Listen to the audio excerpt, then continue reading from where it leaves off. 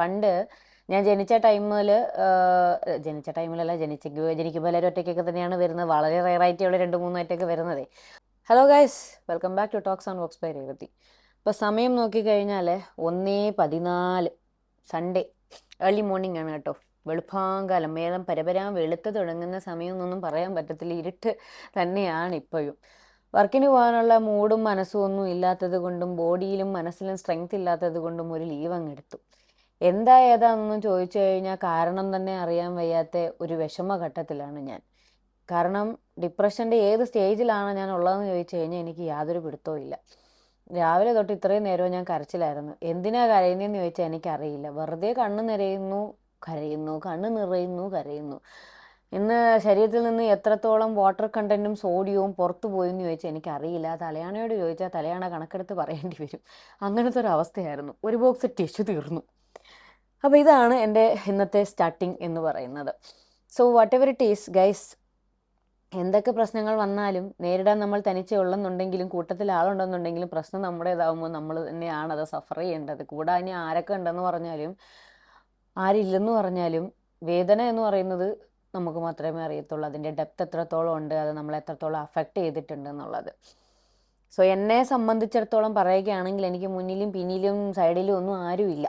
ഞാൻ ഒറ്റയ്ക്ക് തന്നെയാണ്, ഒറ്റത്തടിയാണ്. പണ്ട് ഞാൻ ജനിച്ച ടൈമിലല്ല, ജനിക്കുമ്പോൾ എല്ലാവരും ഒറ്റയ്ക്കൊക്കെ തന്നെയാണ് വരുന്നത്. വളരെ റയറായിട്ടുള്ള 2-3 ഒറ്റയ്ക്ക് വരുന്നത്. അപ്പം ഞാൻ പറഞ്ഞു വന്നത്, ഞാൻ ജനിച്ച് ഒരു 6-7 വർഷം വരെയും ഞാൻ സിംഗിൾ ഡോട്ടറായിരുന്നു. ഒരു 6 വർഷത്തിന് ശേഷമാണ് എനിക്ക് അനിയത്തി ഉണ്ടാവുന്നതാണ് ഞങ്ങളുടെ വീട്ടിൽ. അപ്പം ആ 6 വയസ്സ് വരെയും എന്നെ ഒറ്റപ്പന്നി എന്നായിരുന്നു വിളിക്കുന്നത്. കാരണം അച്ഛൻ്റെ ഫാമിലിയിലും അമ്മയുടെ ഫാമിലിയിലും ഒക്കെ ആരും അങ്ങനെ വലിയ സ്നേഹമൊന്നും തന്നൊന്നും അല്ല വളർത്തിയിട്ടുള്ളത്. എന്നിരുന്നാലും ആ വീട്ടിലെ ഒറ്റ കുട്ടിയേ ഉള്ളൂ. അല്ലെങ്കിൽ സാധാരണ എല്ലാവരുടെ വീട്ടിലും 1-2 ഏജ് ഗ്യാപ്പിനുള്ളിൽ തന്നെ അടുത്ത കുട്ടി ഉണ്ടായതുകൊണ്ടും ഞങ്ങളുടെ വീട്ടിൽ 6 വർഷത്തെ ഗ്യാപ്പ് വന്നതുകൊണ്ടും ഞാൻ ഒറ്റത്തടി ആയതുകൊണ്ട് എന്നെ ഒറ്റപ്പന്നി എന്നാണ് വിളിച്ചുകൊണ്ടിരുന്നത്. അതവർ ഏതോ ഗുളിക നിന്ന സമയത്താണ് പറഞ്ഞതെന്ന് തോന്നുന്നു. അത് ലൈഫിൽ അങ്ങ് ഭയങ്കരമായിട്ട് അങ്ങ് പ്രാക്ടിക്കലായിപ്പോയി. ഏത് നേരത്താണ് ഇതൊക്കെ വാ തുറന്ന് പറഞ്ഞതെന്ന് ചോദിച്ചാൽ എനിക്കറിയത്തില്ല. ലൈഫിൽ സ്റ്റിൽ ഇപ്പോൾ വയസ്സതേ ഇപ്പം ഒരു 4-5 മാസം കൂടെ കഴിഞ്ഞാൽ 30ലേക്ക് കടക്കുകയാണ്. And I am still single. ഒറ്റയ്ക്കാണ്, ആരുമില്ല, ഫ്രണ്ട്സ് ഇല്ല, ഫാമിലി ഇല്ല, സിബ്ലിങ്സ് ഇല്ല, ബോയ് ഫ്രണ്ട് ഇല്ല, ഒരു കാര്യങ്ങളും ഇല്ല. അങ്ങനത്തെ ഒരു ഒരു ഒരു വളരെ മനോഹരമായ ഒരു സ്റ്റേജിലാണുള്ളത്. So and I am enjoying it. അതുകൊണ്ട് ഇപ്പം പ്രശ്നങ്ങൾ വന്നാലും സന്തോഷം വന്നാലും സങ്കടം വന്നാലും ഹെൽത്ത് ഇഷ്യൂ വന്നാലും എന്താണെങ്കിലും ഞാൻ തന്നെ എന്നെ ടേക്ക് കെയർ ചെയ്ത് ഇപ്പോൾ പ്രോബ്ലംസ് വന്നാൽ അതിനെ ഫേസ് ചെയ്ത് സർവൈവ് ചെയ്ത് പൊയ്ക്കൊണ്ടിരിക്കുകയാണ്. Because of the only one reason, എനിക്ക് മരിക്കാൻ പേടിയാണ്. That is the truth. അപ്പം ഇന്നത്തെ കരച്ചിൽ സെക്ഷനൊക്കെ അവസാനിച്ചു. അങ്ങനെ ഇരുന്നിട്ട് ഞാൻ വിചാരിച്ചു, എന്തോ തൊലിഞ്ഞുകൊണ്ടിരുന്നിട്ട് എന്താ കാര്യം, ഒരു കാര്യവും ഇല്ല. പ്രശ്നങ്ങളാണ്, അല്ലെങ്കിൽ ഇതിങ്ങനെയുള്ള കാര്യങ്ങളൊക്കെ ഈ പറഞ്ഞ പോലെ ഹോർമോണൽ ഇംബാലൻസ്, മൂഡ് സ്വിങ്സ്, തേങ്ങ മാങ്ങ ചക്ക എന്ന് പോരാത്തതിന് അഡീഷണലായിട്ട് കുറേ സാധനങ്ങൾ കൊണ്ടൊക്കെ നമുക്ക് തന്നിട്ടുള്ളത് കൊണ്ട് അതിൻ്റെയൊക്കെ എന്തെങ്കിലും ഒരു ഭാഗമായിരിക്കുമെന്നൊക്കെ ഞാൻ തന്നെ എൻ്റെ മനസ്സിനെ പറഞ്ഞു പഠിപ്പിച്ചിട്ട് ഒന്ന് ഫ്രഷപ്പായി ഫുഡൊക്കെ കഴിച്ചു. എന്നാൽ ശരി, എന്തെങ്കിലും മൈൻഡ് മാറ്റുന്ന രീതിക്ക് എന്തെങ്കിലും ചെയ്യാമെന്ന് വെച്ചാൽ അങ്ങനെ കുറേ ദിവസമായിട്ട് എൻ്റെ കാലൊക്കെ അങ്ങ് ഒരുമാതിരി വല്ലാണ്ടിരിക്കുമായിരുന്നു. അങ്ങനെ ഞാനിപ്പോൾ ചെറുതായിട്ട് പോയിട്ട് ഒരു മിനി പെഡിക്യൂർ ചെയ്തു സെൽഫായിട്ട്. മറ്റേ സംഭവമൊക്കെ വരച്ച് പറക്കിയൊക്കെ എടുത്തുകൊണ്ട് വന്ന് പഴയ സൂട്ടസൊക്കെ മാറ്റി പുതിയ സൂട്ടസൊക്കെ ഇട്ട് കാലിന് ഞാൻ സുന്ദരി കുട്ടപ്പിയൊക്കെ വിചാരിച്ചു. എന്നാൽ ശരി, കൈക്കും കൂടെ എന്തെങ്കിലും ചെയ്യാമെന്ന്. കാരണം ടെമുവിൽ നിന്ന് ഞാൻ പർച്ചേസ് ചെയ്ത ഒരു പ്രോഡക്റ്റ് കുറേ നാളായിട്ട് അങ്ങനെ ഇരിക്കുകയാണെങ്കിൽ എനിക്ക് തോന്നുന്നു ഏറെക്കുറെ 2 മാസത്തിൽ കൂടുതലായി അത് എൻ്റെ ഇങ്ങനെ ഇരിക്കുന്നു. ഞാൻ ഇതുവരെ അത് ട്രയൽ അടിച്ചില്ല. എന്നാൽ ശരി, അതൊന്ന് ട്രൈ ചെയ്ത് നോക്കാം. എന്നാൽ നിങ്ങളായിട്ടും കൂടെ ആ വീഡിയോ ഒന്ന് ഷെയർ ചെയ്യാമെന്ന് വിചാരിച്ചു. ഓക്കെ. അപ്പം എൻ്റെ നെയിൽസ് ഞാൻ എപ്പോഴും ലെങ്ത്തായിട്ട് വളർത്തി ഒരു പരുവത്തിൽ അങ്ങോട്ട് എത്തുമ്പോഴത്തേക്കിനും എവിടെയെങ്കിലും കയറി ഇടിക്കും, കുത്തും, മാന്തും, അല്ലെങ്കിൽ സാരി ഉടുക്കുമ്പോൾ പിന്നെ കുത്തുന്നു, അല്ലെങ്കിൽ സാരി അഴിക്കുമ്പം പിന്നെ മാറ്റുമ്പോഴും, അല്ലെങ്കിൽ വേറെ ആർക്കെങ്കിലും പിന്നെ കുത്തി കൊടുക്കുന്നു, എന്തെങ്കിലുമൊക്കെ ചെയ്യുമ്പോൾ ഈ പിന്നിൽ കുത്തിയാണ് മോസ്റ്റ്ലി എൻ്റെ നഖമെല്ലാം ഒടിഞ്ഞു പോകുന്നത്.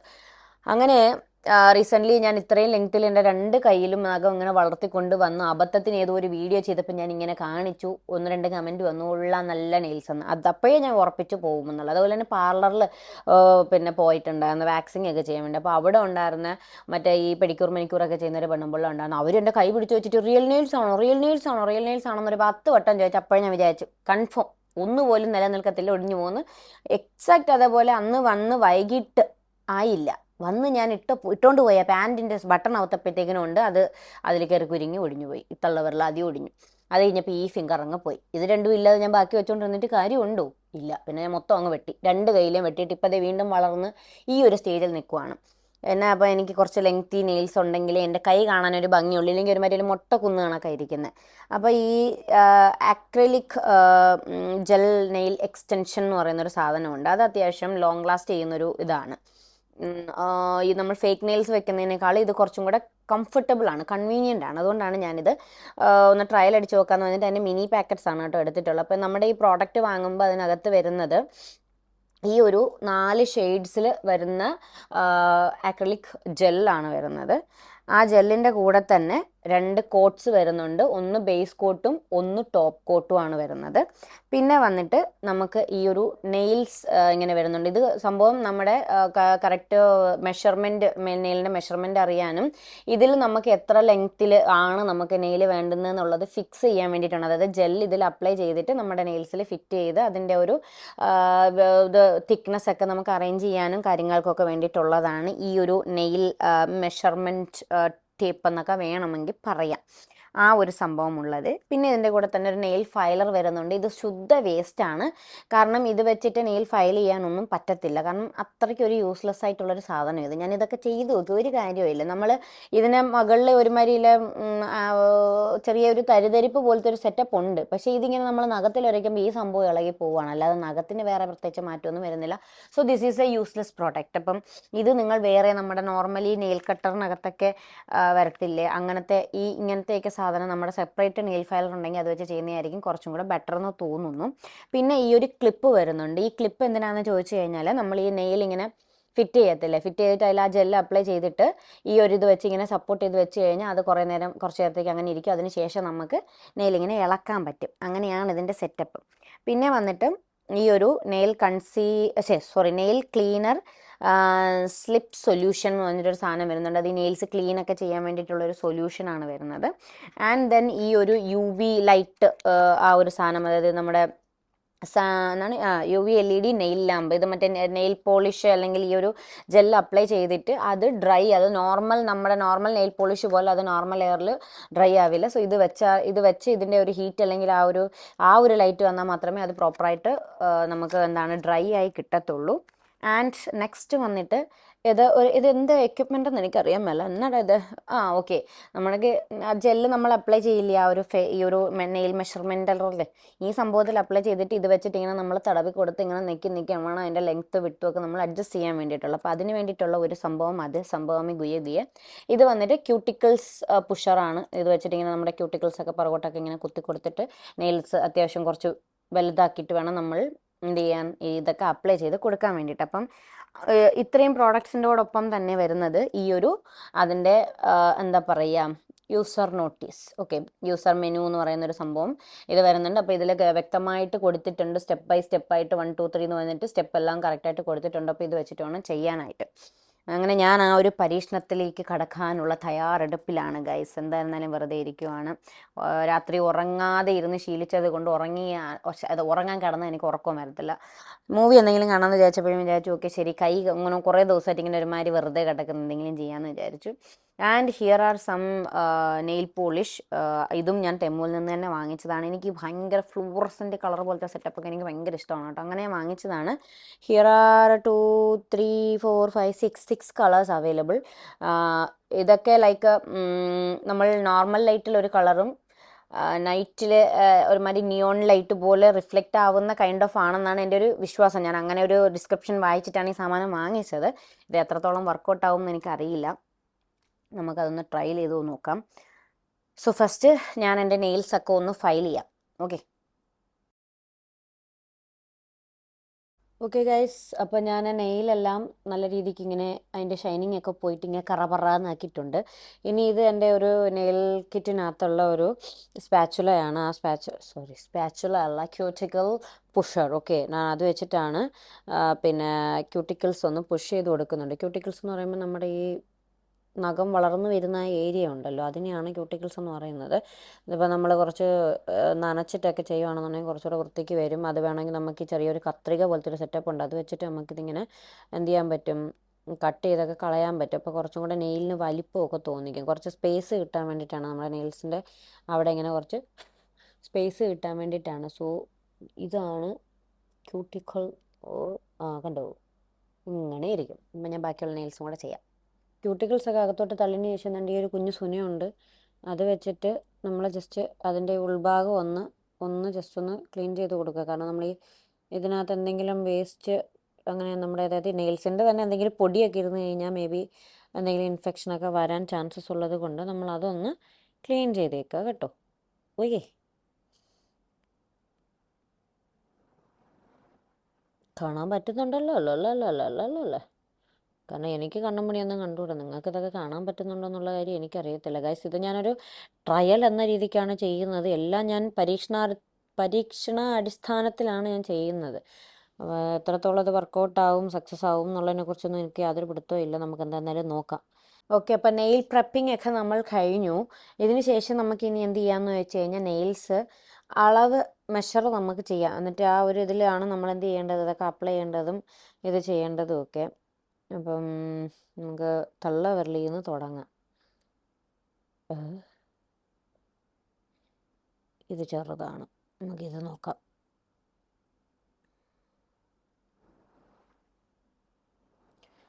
എന്നാലും ഇതാണ് ഇതിൻ്റെ ഏറ്റവും വലിയ സൈസ്.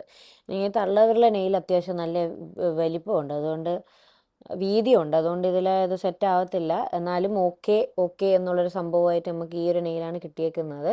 കണ്ടോ, അതായത് നമ്മുടെ ഈ രണ്ട് എഡ്ജസും കറക്റ്റായിട്ട് ഇതിനകത്ത് ഫിറ്റ് ആവണം, ഗ്യാപ്പ് പാടില്ല. അപ്പോൾ ആ ഒരു രീതിക്കാണ് അത് വരുന്നത്. നിങ്ങൾക്കത് കാണാൻ പറ്റുന്നുണ്ടെന്നാണ് ഞാൻ വിശ്വസിക്കുന്നത് ഗൈസ്. കാണാൻ പറ്റുന്നുണ്ടോ?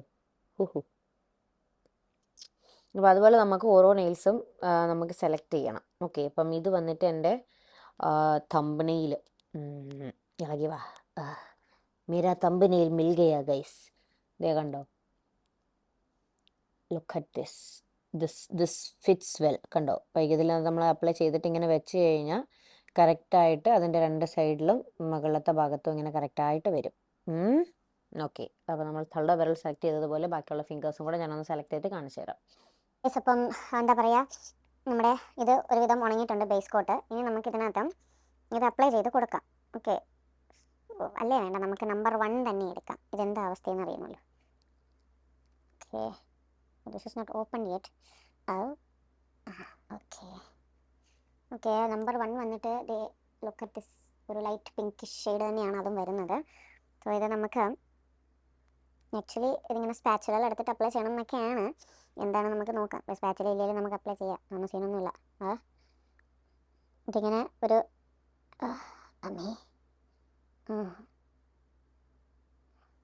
ഓക്കെ, നമുക്ക് தேவைப்படுற அளவில் എടുത്തുറണു. ഓക്കെ വാ, നമ്മൾ എന്ത് ചെയ്തു, ഒരു ഡ്രോപ്പ് എടുത്തിട്ടുണ്ട്. ഇനി ഇതിനെ ഇതിനെ എന്ത് ചെയ്യാന്ന് വെച്ചാൽ ജെന്റ്ലി ഈ ബ്രഷ് വെച്ചിട്ട് ഇങ്ങനെ പുള്ളി ചെയ്ത് പുഷ് ചെയ്തൊക്കെ. ഓക്കെ. അപ്പം ഇനി നമുക്കൊരു ചെറിയൊരു പരിപാടികളുണ്ട്, ഞാൻ മറന്നുപോയി ഗൈസ്.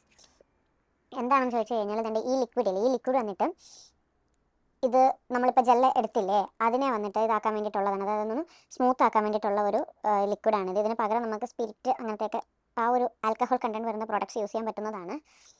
പണ്ടടങ്ങാതെ ഓപ്പൺ ചെയ്യാൻ പറ്റുന്നില്ലല്ലേ, ഒരു മിനിറ്റ്. ഓക്കെ ഗൈസ്, ഞാൻ ചെറിയൊരു ഡപ്പ എടുത്തിട്ടുണ്ട്. അതിനകത്തോട്ട് ഈ സൊല്യൂഷൻ കുറച്ച് ശകല നമ്മുടെ ആവശ്യത്തിന് മാത്രം ഞാൻ ഒഴിച്ച് കൊടുക്കുന്നുണ്ട്. എന്നിട്ട് ഞാൻ അടച്ചു വെക്കുകയാണ്.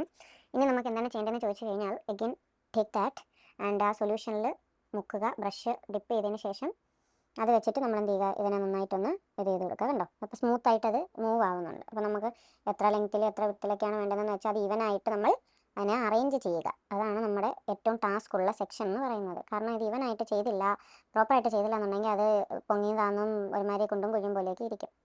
സോ നമ്മളിത് ജെന്റിലായിട്ട് നോക്കി അതിൻ്റെ ഷേപ്പ് കാര്യങ്ങളൊക്കെ അറേഞ്ച് ചെയ്ത് നമ്മളിതിനെ പ്രോപ്പറായിട്ട് ഇത് ചെയ്യുക, എന്ത് ചെയ്യുക, സ്പ്രെഡ് ചെയ്യുക. ഓക്കെ, ഐ തിങ്ക് കുറച്ചും കൂടെ ഇതെടുക്കണമെന്ന് തോന്നുന്നു. എന്താ പറയുക, ആ ഒരു ഇത് വേണ്ടി വരുമോ, നമുക്ക് നോക്കാം. എന്തായി തീരുമെന്ന് അറിയില്ല ഗൈസ്. എല്ലാം ഒരു പരീക്ഷണമല്ലേ, ലൈഫേ ഒരു നാടകം, പരീക്ഷണം, എക്സ്പെരിമെൻ്റ് അല്ലേ. അപ്പം ഇതും അതിൻ്റെ കൂട്ടത്തിലേക്ക് ഇരിക്കട്ടെ. എന്താ രസമല്ലേ. കാണുന്നുണ്ടോയെന്നൊന്നും എനിക്കറിയാൻ മേല. ഞാനീ ഇതിലാണ് ചെയ്യുന്നത് ഗൈസ്. റൂമിൽ പിന്നെ വീഡിയോ ചെയ്യാനുള്ളതായിട്ടുള്ള സൗകര്യങ്ങളൊന്നുമില്ല, ഞാൻ പിന്നെ ഉള്ള സ്ഥലത്തൊക്കെ ഇരുന്ന് അങ്ങ് ചെയ്യുന്നതാണ്.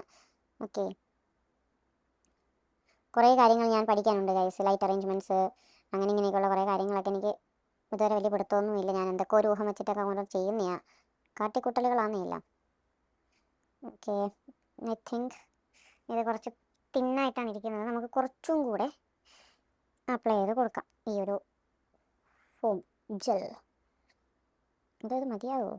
നല്ല ശകലം കൂടെ വേണം, എങ്കിലേ ഒരു പൂർണ്ണത വരത്തുള്ളൂ. മതി. ഒരുപാട് കട്ടി കൂടി പോകാനും പാടില്ല, ഒരുപാട് കട്ടി കുറഞ്ഞു പോകാനും പാടില്ല. കാരണം ഇത് ചെയ്തതിന് ശേഷം എന്താ പറയുക, ഇത് ഒരുപാട് കട്ടിയായി പോയാൽ ഒരുമാതിരി വൃത്തികേടായിരിക്കും, ഭയങ്കര മരം കണക്കിരിക്കും, ഒരു നാച്ചുറൽ ലുക്ക് തോന്നത്തില്ല. ഒരുപാട് കട്ടി കുറഞ്ഞു പോയാൽ ഇതിന് വലിയ ബലം ഉണ്ടാവത്തില്ല, എന്ത് പറ്റും, ഒടിഞ്ഞു പോകും. ഓക്കെ ഗൈസ്, അപ്പോൾ ഞാനിതൊന്ന് അറേഞ്ച് ചെയ്തൊന്ന് സെറ്റ് ചെയ്ത് നെയിലിൽ വെക്കുമ്പോൾ കാണിച്ചു തരാം. എൻ്റെ ഇൻഫ്ലുവൻസ് ലൈറ്റിൻ്റെ ഇത് കഴിഞ്ഞു, അത് ചത്തു. അപ്പോൾ എന്തായാലും നമ്മളിത് ഓൾമോസ്റ്റ് എൻ്റെ ഒരു ഊഹം ശരിയാണെന്നുണ്ടെങ്കിൽ ഈവനായിട്ട് തന്നെ നമ്മളിത് ചെയ്തിട്ടുണ്ട്. സോ നമുക്കിതിന് നെയിൽസിലോട്ട് അപ്ലൈ ചെയ്ത് കൊടുക്കാം. Okay, I am also scared. എന്തായി തരുമെന്നൊന്നും ഉറപ്പെടുത്തുന്നില്ല ഗൈസ്. എന്തായാലും നമുക്ക് ഒട്ടിക്കാം. വരുന്ന വഴിയേച്ച് കാണാം അല്ലേ.